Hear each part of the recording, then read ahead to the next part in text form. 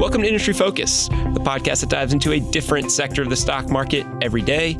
It is Friday, August 2nd, and we're talking about a tech stock that is dealing with a huge sell-off. I'm your host, Dylan Lewis, and I've got lead advisor of Motley Fool's Explorer, Simon Erickson, on Skype. Simon, it has been quite some time. Dylan, it is such a pleasure to chat with you. Thank you for having me on the program today. I don't think we've spoken in a while. And, in preparation for the show, I was thinking back to some episodes that we had done together. And there was one maybe 2 years ago, 3 years ago, where I had John Ratanti on and snuck you into the studio to pose as a listener on tour at HQ to ask him a question. We tried to get him, but that John Ratanti, he's just too smooth. He was, and he took it very well. And I think that I bought him a beer after that for being a good sport about it. That's the Fool way. We try to get you, but if we can't, we just got to put up our hands and say, job well done. Simon, the reason that I'm having you on today is we are talking about a stock that is fairly heavily followed in the Fool universe, and that's 2U. It's been a fairly rough week for this company. They reported earnings earlier this week, and while the numbers looking backwards looked okay, looking forwards, the story was not so glowing. Yeah, that's absolutely right. Dylan, this is one of those. We've gotten so used to kind of judging companies on their quarterly earnings, whether they hit or missed the expectations by a penny or two. But 2U sold off on its second quarter results because its market is fundamentally changing. I think that's very interesting, and that's kind of what I like to look at as an investor that's in growth kind of companies. This was definitely a lot going on in that report. Yeah, revenue came in slightly higher than expected. EPS, slightly larger losses than the market was expecting. The company did grow the top line at 39% year over year, but the stock sold off over 60% after the company reported earnings. And that's the kind of thing where that's not just one quarter's of results that does that to a business. It is when you have a massive shift in what the outlook for a company looks like. We're going to dive into that a little bit later on, but I think before we get there, this is a name some people don't know. Simon, you want to give people a little overview as to who they are, what they do? Yeah, great idea, Dylan. So 2U is kind of the leader in online education, right? So they partner up with large universities and they bring their courses to the internet. So if you want to do a grad course or a grad program at, say, USC or University of North Carolina or anywhere else in the country, but you don't want to pick up your family and move there for the next couple of years, you can do it online. You can get the same degree. You can get all of the same curriculum, the lectures from the professors there and everything else. 2U will bring it to you to do over the internet. And you pay the same fees. You pay the university to get the degree from them. 2U takes care of all of the marketing. It's all incremental for the universities, which is great. And they typically sign 10 years agreements, and they give about 2/3 of the total tuition dollars to 2U. So it's kind of a win for students, for the universities, and for the company 2U itself. And it seems like a business that is at this very wonderful crossroads of education becoming increasingly important, but also this remote idea of both work and education. We've talked about so many businesses on this show that have made remote work or contract work possible. I think there's this increasing comfort, whether it's work or education, with people being remote or doing things online. This company is so well positioned to capitalize on that I think it's a little surprising to see the brakes being pumped right now. There's a lot of recalibrating our expectations, and I'm sure we'll talk a little bit more about this in a minute, but the traditional model for 2U, since it was based right on those tuition dollars, was to get as many grad programs in that they could with prestigious universities that could charge a premium of tuition and then capture that 2/3 of those tuition dollars for 2U. That was a traditional model. We're seeing that change a little bit right now, though, Dylan. So I think one of the themes of this earnings call was the, quote, mainstreaming of online education. I think that exact string appeared 6 times during management's comments. What exactly does that mean here, Simon? Right. So in a nutshell, that means that there's more competition coming online. 2U was the largest partner of choice for universities because they had these national marketing campaigns that could get people interested in a Harvard business analytics degree or a UNC nursing degree or a MBA from Rice University. I mean, there's a lot of ways they could attract students into those programs and build out some really thorough curriculums for them too online. But the mainstreaming piece of this that you see that just kept coming up on the conference call was a lot of universities don't really need that kind of scale. A lot of them are more regional colleges that are appealing for people that are in the area, or a lot of students kind of already know which colleges they want to go to and what programs they want to be a part of before anyway. So they don't really need that outbound marketing anyways. And so the mainstreaming basically just means there's more choices available for students now as online education is becoming a little bit more understood and accepted by the students that are wanting to take those courses in the first place. This is often what we see when someone has a great idea, right? You know, when there's something that just makes so much sense, you have this early business that decides to innovate and create that space. And then you have all of this follow-on interest once the business model is proven and once it's accepted. You know, in the case of education, maybe the credentialing and the social stigma is maybe removed. This market is not done growing anytime soon. The estimates that I've seen for online education is that it could grow at a 10% CAGR over the next 6 to 7 years. I think what we're seeing and what management's kind of alluding to with this conference call is, yeah, other people have caught on to this growth story, and we're not the only player in this space now.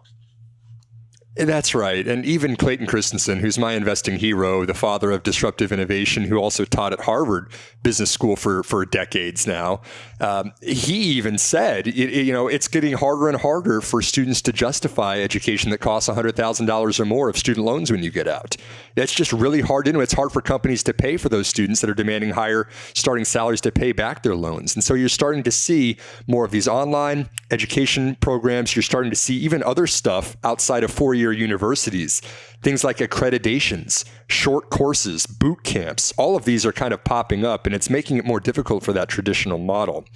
To your point, Dylan, there's two aspects here. You said that there's a 10% CAGR over the next 6 or 7 years at the top of this, but really for a company like 2U or a university that partners with 2U, there's kind of a funnel that determines how well the company's going to do, and then also how well its shareholders are going to do. At the very, very top of that funnel is the total number of applications. These are the prospective students that are saying, yes, I'm interested in applying to get a degree from your university. And we heard from 2U that number was actually lower this quarter than it was in previous quarters. There's more competition now from other schools that are pulling students away from that very, very top of the funnel, and it's getting harder for 2U to convert. And then even the step below that, once you have students that are interested, we've also seen that 2U's partners are getting more stringent and selective about the admissions that they're letting into their own courses. They want to keep the class sizes smaller so they can offer more personal attention that they think that they deserve to give to those students. And so that is also not only the number of students are being sought from other universities, but even the universities that 2U is partnering with is getting a little bit tighter in the number of students that they're letting in too. So both of those, I mean, I love 2U. Don't get me wrong. I've been a shareholder for years and have personally interviewed Chip Paucek, their CEO. But I think that when you look at this, the reason that the stock sold off so significantly isn't necessarily because backwards earnings were bad. They would look like they were fine. But going forward, the inputs that are going into the models of those price targets that Wall Street analysts are creating and publishing out there, you've now got a smaller number of students going into each one of those programs and a more selective number of students that are admitted into each one of those courses within the program. I think that's pretty hard to make the same case as before, and that's why we saw the stock sell off so dramatically. Yeah, Simon, so often with tech stocks in particular, because the businesses scale so well, the story early on is we're going after total addressable market. We're going to be worrying about profitability later. And so long as you continue to have that top line growth, that customer acquisition, people are happy to wait for the actual bottom line to start growing. It seems like, based on what management has said, they are ready to start making the switch from a TAM story for 2U to one that is much more free cash flow and profitability oriented.